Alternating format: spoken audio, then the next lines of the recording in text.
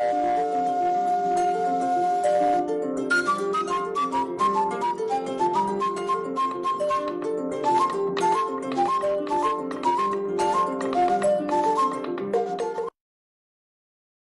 rejoindre sur la télévision nationale. Voici les titres de cette édition.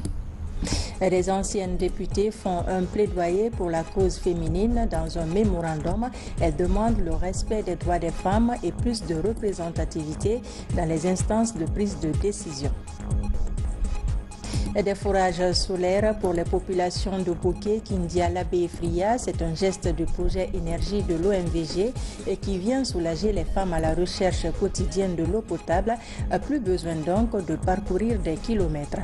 Nous irons également à Kissidougou où on expérimente la mise en place de l'interprofession de la filière café-cacao pour promouvoir nos produits sur le marché mondial.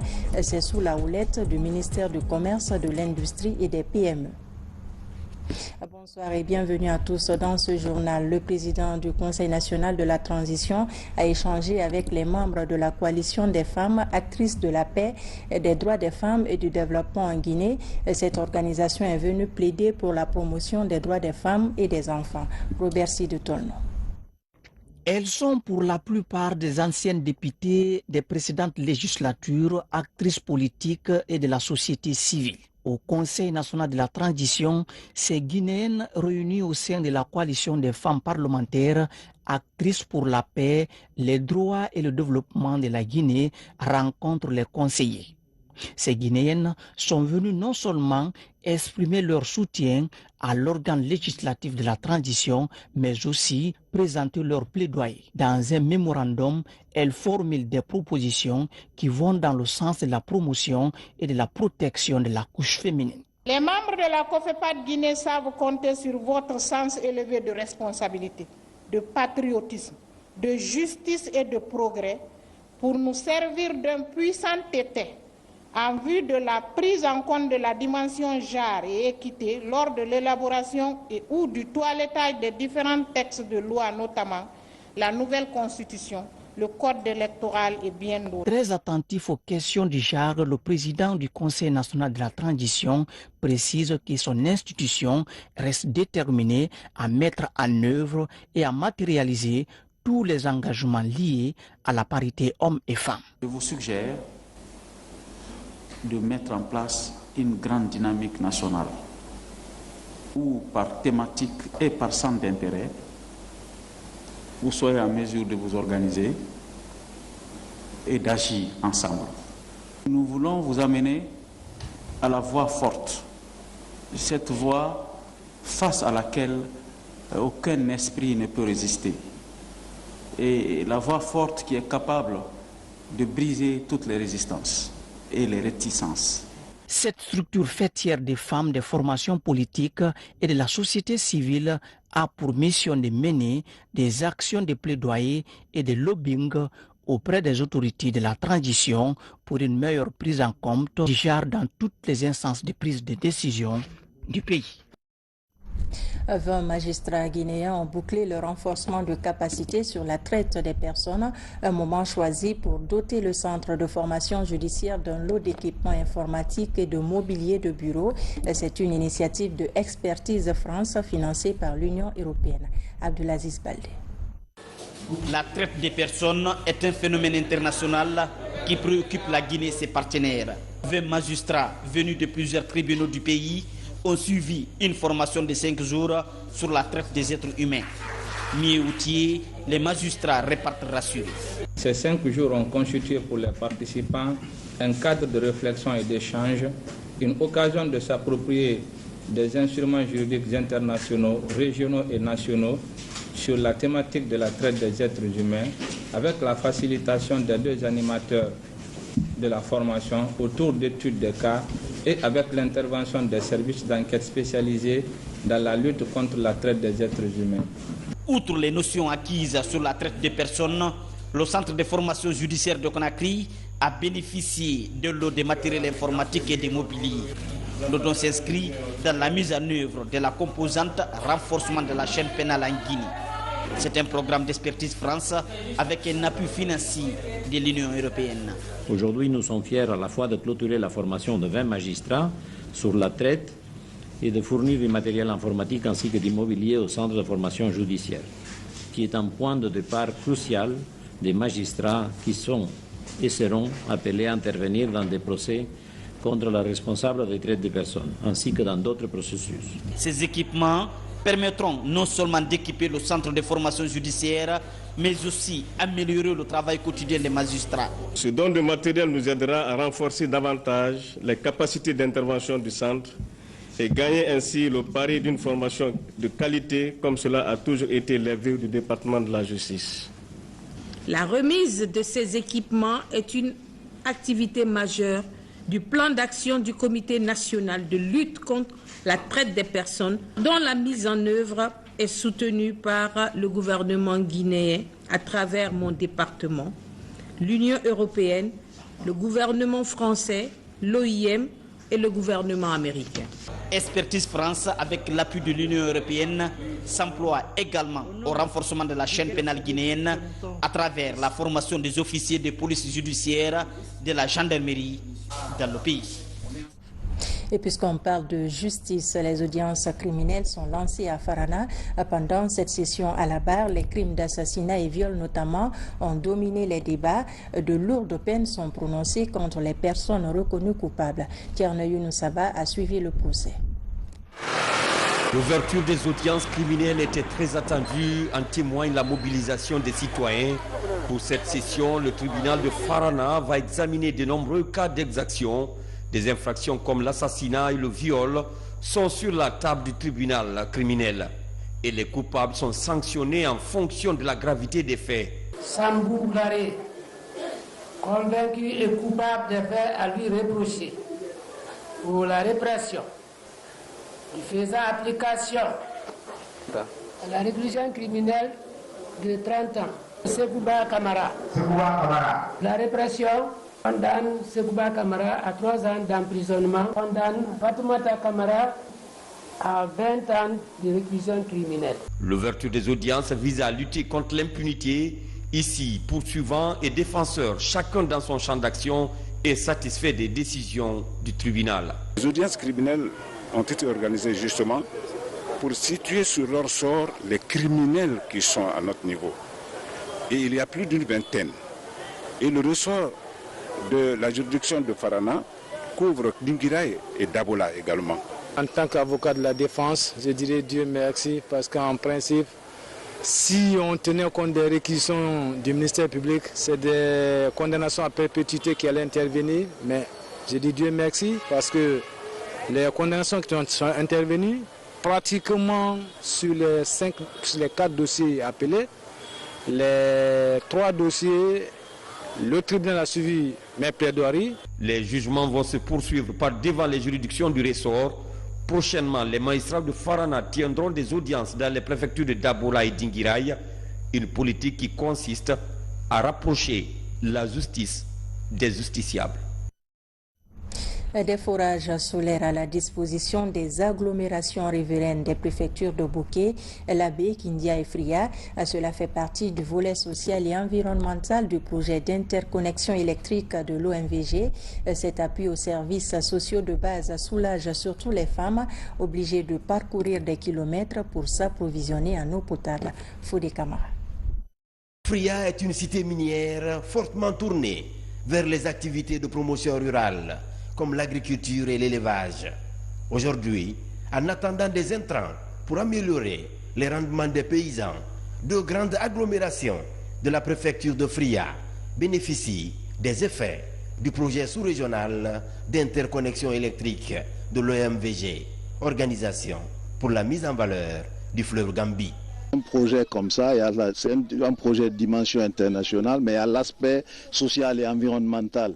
Donc c'est la matérialisation de cela que nous voyons ici. Désormais, ces populations toutes les populations qui seront impactées par ce projet vont avoir des retombées donc sur le plan social, sur le plan économique. Ce projet, pour ce village, a coûté environ 25 000 €. Comme vous voyez, C'est un forage pas tout à fait ordinaire qui est équipé de pompes solaires avec des panneaux solaires. À Fria, les localités de Kobesodé dans la commune rurale de Baguiné et Barekere dans la commune urbaine disposent désormais de forages dotés d'équipements de pompage solaire et de réservoirs de stockage de grande capacité. Un appui pour soulager les populations, surtout les femmes qui parcouraient des kilomètres pour s'approvisionner en eau potable.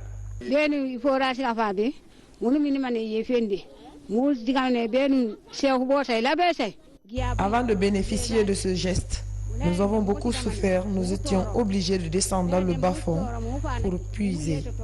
Nous étions même contraintes de sortir très tôt. Parfois même, on ne gagnait pas de l'eau. Aujourd'hui, nous sommes soulagés. Les autorités ont répondu, nous sommes satisfaites.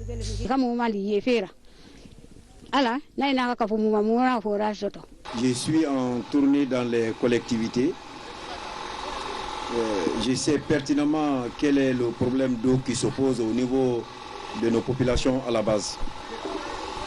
Partout où je suis passé dans les collectivités, le problème qui est un problème commun pour toutes les localités, c'est un problème d'eau.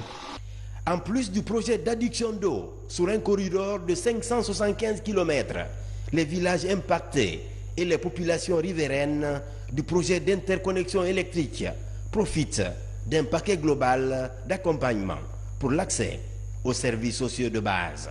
Le plan de gestion environnementale et sociale a révélé, n'est-ce pas, tous les impacts causés aux différentes populations qui avoisinent le corridor. C'est dans ce cadre que, après l'indemnisation, nous avons procédé, n'est-ce pas, à l'appui de ces agglomérations, soit en forage, soit en structure, c'est-à-dire des maisons, en cabines, et c'est ce qui fut fait. Aujourd'hui, nous sommes à notre 5e appui, n'est-ce pas, d'adduction d'eau au profit des agglomérations. Couvrant la Guinée-Bissau, la Gambie et le Sénégal, le projet d'interconnexion électrique de l'OMVG va permettre d'alimenter les préfectures de Boké, de Labé, de Mali et de Kindia, notamment la sous-préfecture de l'Insan, qui abrite le centre de dispatching régional. C'est parti pour les opérations de pose des compteurs d'eau de la SEG sur les bâtiments administratifs du pays. Et ces opérations de la Société des eaux de Guinée répondent à la volonté des autorités qui se désengagent du paiement des factures d'eau pour les services publics. Reportage Nabi Kamara. Depuis 2 semaines déjà, la Société des eaux de Guinée a lancé les travaux de pose des compteurs devant les bâtiments administratifs dans la ville de Conakry. Placés sous le signe Opération Épervier, toutes les préfectures du pays sont concernées par cette pose des compteurs pour réduire, selon la Direction générale de la SEG, les eaux non comptabilisées. Nous avons engagé une campagne de normalisation de cette catégorie d'eau qui va substantiellement nous rapporter beaucoup plus de volume. Et qui dit beaucoup plus de volume d'eau dit beaucoup plus de volume distribué. Et plus nous distribuons beaucoup plus de volume, nous avons la possibilité de plus facturer. Et directement, nous aurons beaucoup plus de chiffre d'affaires et donc beaucoup plus de recettes.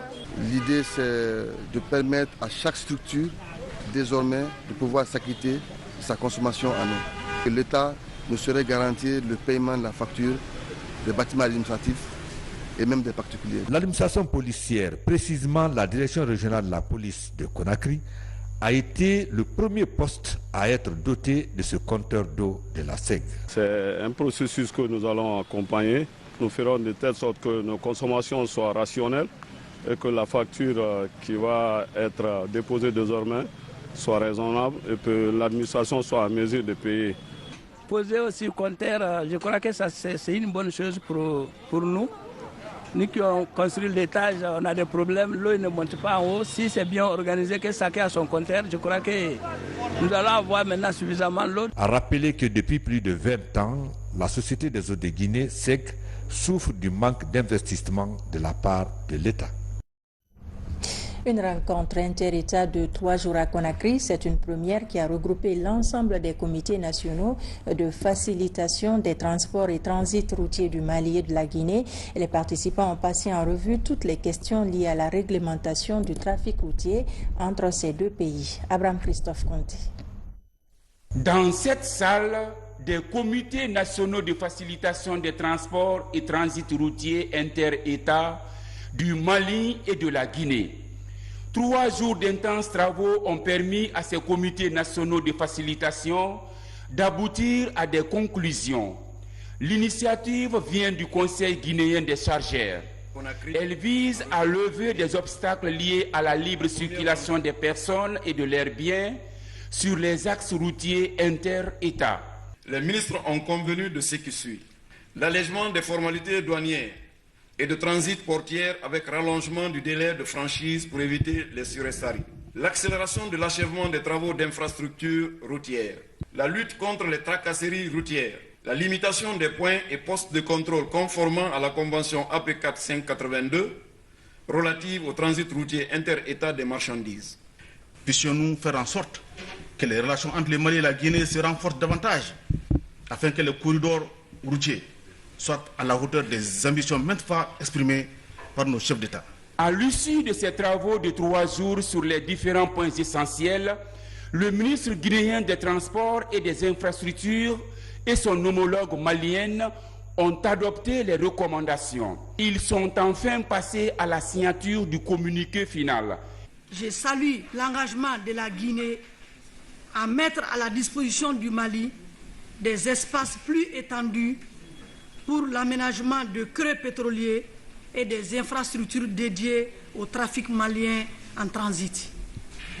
Au nom du président de la transition, je vous félicite pour les résultats positifs auxquels vos travaux ont abouti. Soyez sûr que le gouvernement de la République de Guinée ne ménagera aucun effort pour la mise en œuvre des recommandations liées à la fluidité de la circulation entre la Guinée et le Mali. Au terme de cette rencontre inter-État, le Conseil guinéen des chargeurs facilitateurs de ce rendez-vous et le comité des 2 côtés devront répercuter les clauses de ce partenariat stratégique en vue de la mise en œuvre effective de cet accord. Vers la mise en place de l'interprofession de la filière café-cacao pour promouvoir nos produits sur le marché mondial. À Kissidougou, le bureau provisoire de la fêtière est déjà installé, doublé d'une sensibilisation des acteurs. Tout a commencé par la visite de terrain à Yendé, l'une des plus grandes zones de production de la préfecture. L'objectif est de comprendre les vrais problèmes de la chaîne de valeur, une action du ministère du Commerce à travers l'Agence guinéenne de promotion des exportations. On fait le point avec Moussa Koumara. Yendé Milimono est incontestablement le plus grand bassin de production de café et de cacao à Kissidougou. Mais ces derniers temps, la production est en baisse. Plusieurs producteurs ont abandonné la caféiculture pour s'intéresser à d'autres travaux champêtres. Ibrahima Sano, grand producteur, n'attend pas se retirer. Ce matin, il nous fait découvrir sa plantation de 25 hectares. Avec les missionnaires de l'Agence guinéenne de promotion des exportations à Agipex, il invoque ces problèmes.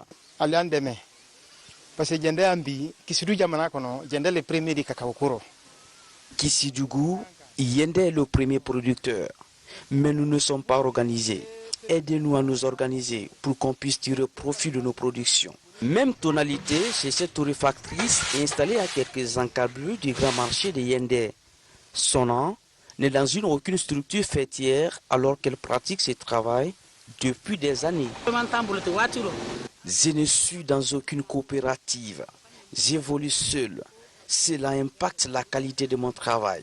J'imagine, j'y crois. Il y a des gens qui sont passés pour m'aider, mais ils ne sont pas revenus me voir. En immersion dans cette unité de traitement de café, ces cadres de l'Agipex se rendent compte qu'il y a matière à faire pour la compétitivité de nos produits d'exportation. Nous venons de voir un processus de traitement du café qui ne répond pas aux normes internationales. Ce que nous avons retenu, c'est que ces acteurs ont besoin d'être accompagnés, ont besoin d'être sensibilisés, d'être formés sur le traitement du café. Pour gagner le pari donc, une campagne de sensibilisation est lancée à Kissidougou pour expliquer aux acteurs la nécessité de fédérer. La rencontre mobilise les planteurs, les collecteurs, les transformateurs et les exportateurs. Séance tenante, une organisation interprofession est mise en place et Richard Mouri Kamano prend les rênes. Je sais Avec cette structuration, là où les planteurs vont partir et qu'est-ce qu'ils vont bénéficier? Je vous dis, bien avant aujourd'hui, on avait fait déjà le recensement de la mise en place des comités de coopératives. La structuration de la chaîne de valeur par l'interprofession vise à créer un forum entre les acteurs. Aussi, elle va leur permettre de tracer ensemble les voies pour la promotion de la filière café-cacao en Guinée à l'international. Santé à présent, comment prévenir d'éventuels cas d'épidémie dans notre pays? Des épidémiologistes sont formés pour répondre à ce besoin. L'apprentissage théorique et pratique a duré 8 mois. Ils ont appris les techniques de surveillance des épidémies, l'identification et la gestion d'autres maladies. Ça à Marathon. Cette remise d'attestation est le couronnement de 8 mois de formation théorique et pratique en épidémiologie de terrain, première ligne. Venus de Conakry et de l'intérieur du pays, ces 32 professionnels de santé, dont 11 femmes, sont désormais aptes à surveiller les éventuels cas d'épidémie, identifier les problèmes de santé dans les districts sanitaires et proposer des pistes de solutions. Cette formation nous a dotés de compétences théoriques et pratiques en lien avec la collecte, l'analyse et l'interprétation des données et la diffusion des informations pour la prise de décision. Ce programme de formation a été mis en place en 2016 par l'ANSS, Agence nationale de sécurité sanitaire, en collaboration avec CDC Atlanta et Afrinet. Son objectif est de renforcer la surveillance contre les différentes maladies. C'est une formation très pratique, donc 75% pratique et 25% de théorie. Depuis les formations, ils ont fait beaucoup de choses. Les FTP ont été utilisés donc, dans plusieurs épidémies. Il y avait l'épidémie de Ebola, donc de 2021. Donc les FTP étaient dans la ligne de front. Ce sont eux qui étaient déployés d'abord pour mener les premières investigations. Et ils ont participé non seulement dans les investigations, en listant les contacts, en donnant ces contacts aux équipes pratiquement de vaccination pour vacciner. Et vous avez vu nettement la différence entre la première épidémie d'Ebola et la deuxième. Avec les compétences, ils viendront davantage renforcer le système de surveillance au niveau du ministère de la Santé et de la Guinée en général. Donc pour ce qui est des épidémies à venir, nous savons que nous avons des personnes correctement formées et capables de nous aider dans la riposte aux épidémies qui pourraient éventuellement survenir en Guinée. Avoir un épidémiologiste pour 200 000 habitants en Guinée est le challenge de l'ANSS et ses partenaires. Et puis un vaste chantier de rénovation et d'extension des écoles publiques est en cours d'exécution. Certaines écoles sont déjà prêtes à accueillir les élèves pour la rentrée prochaine des classes. C'est le cas du collège Donka. D'autres par contre poursuivent encore les travaux. C'est le département du préuniversitaire qui a émis l'idée. Amadou Touré. C'est une école entièrement rénovée, prête à recevoir les élèves à la rentrée prochaine des classes que le ministre de l'enseignement préuniversitaire et de l'alphabétisation a mise à la disposition de la direction communale de l'éducation de Dixine. La démarche vise à créer un environnement propice à l'enseignement-apprentissage. Une école qui a une qualité de vie a un impact sur la qualité de l'éducation et sur la qualité de l'enseignement. Donc c'est pourquoi, pour donner un élément de réponse à tous les problèmes que le système éducatif est confronté en ce moment, nous nous sommes attaqués aux infrastructures. Et pour les périodes de vacances, là, nous allons, d'ici la rentrée, rénover un grand nombre d'écoles. Nous sommes dans une logique, celle d'accompagner à notre façon toutes les initiatives du président de la République, le colonel Mamadi Doumbouya, quant à la satisfaction des besoins sociaux de base dans le domaine des infrastructures scolaires. Avec des taux de réussite moins reluisants cette année aux différents examens nationaux, les responsables de l'éducation sont préoccupés en s'attaquant aux vraies causes des échecs scolaires. On vient de sortir des examens nationaux avec plus de 80% d'échecs. Ça veut dire qu'on est interpellé, nous, le ministère de l'enseignement préuniversitaire. Nous avons des priorités des priorités qu'on ne doit pas contourner, des priorités auxquelles on doit faire face, dont entre autres la rénovation et l'extension des écoles, le recrutement des enseignants, mais aussi la formation des formateurs. Un développement communautaire dans le district de Karanko. Nous sommes dans la préfecture de Kouroussa. Là-bas, les fils ressortissants se sont unis pour rénover et équiper la seule école primaire de la localité. Le centre de santé a aussi connu une couche de peinture. C'est une manière pour eux de contribuer au développement de leur district. Younousa Tawel Kamara. À 175 km du chef-lieu de la préfecture de Kouroussa, le district de Karanko. Cette localité à vocation agro-pastorale manque d'infrastructures scolaires et sanitaires.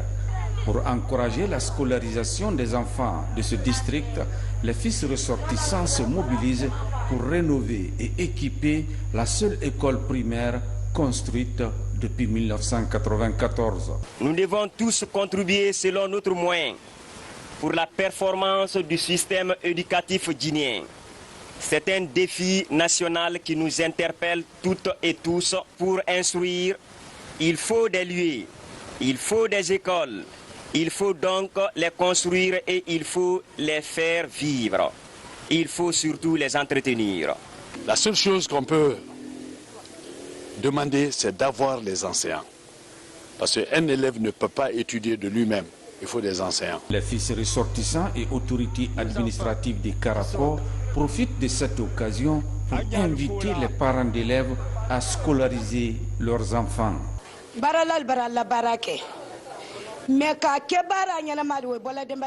Nos fils ont fait leur travail. C'est à nous les parents de veiller sur la bonne scolarisation de nos enfants à l'école et à la maison. Ce n'est pas l'affaire d'argent, mais avoir le sentiment de ton village. Ils ont fait ça, ils ont d'autres projets à faire à Conakry. Mais ils ont tout abandonné pour dire que nous allons soutenir nos frères, nos enfants qui sont dans notre localité. En plus de cette école primaire de 3 blocs avec des latrines, les fils ressortissants du district de Karanko ont également rénové leur centre de santé en vue de permettre aux citoyens de bénéficier des soins de santé. Pour terminer, bientôt un centre d'apprentissage et d'intégration des filles et femmes victimes de viols en Guinée. C'est un programme du ministère de la Promotion féminine appuyé par l'Agence belge de développement Enabel. Les deux parties se sont engagées à travers la signature d'un partenariat. Mohamed De Camara, Amadou Touré. Cette signature est la matérialisation d'un partenariat qui existe désormais entre le ministère de la Promotion féminine de l'enfance et des personnes vulnérables et l'Agence belge de développement Enabel. Ce partenariat porte sur la création d'un centre d'apprentissage et d'intégration des filles et femmes victimes de viols. Ce type de centre qui existe dans d'autres pays mais en tel n'existe pas encore en Guinée semble vraiment assez adapté pour la Guinée. Pourquoi?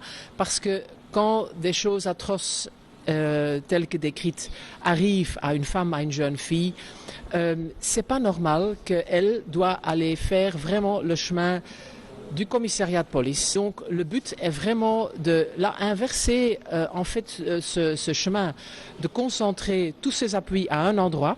C'est cet endroit qu'on appelle ce one-stop shop en anglais, mais donc un centre d'accueil unique où tous les services peuvent être présents. Un programme qui s'inscrit dans les priorités du département en matière de protection et promotion des droits des femmes. J'avoue que ce processus qui aujourd'hui est matérialisé par la signature de cet accord de partenariat, c'est depuis quand même quelques mois que nous avons commencé à faire un travail de fourmi.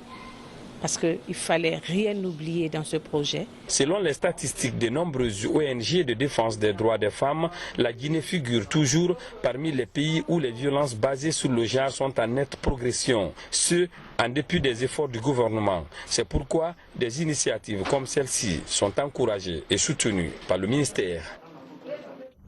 Et c'est la fin de ce journal. Merci de nous avoir reçus chez vous. Merci également à toute l'équipe technique du jour. Je vous dis à très vite. Bonsoir.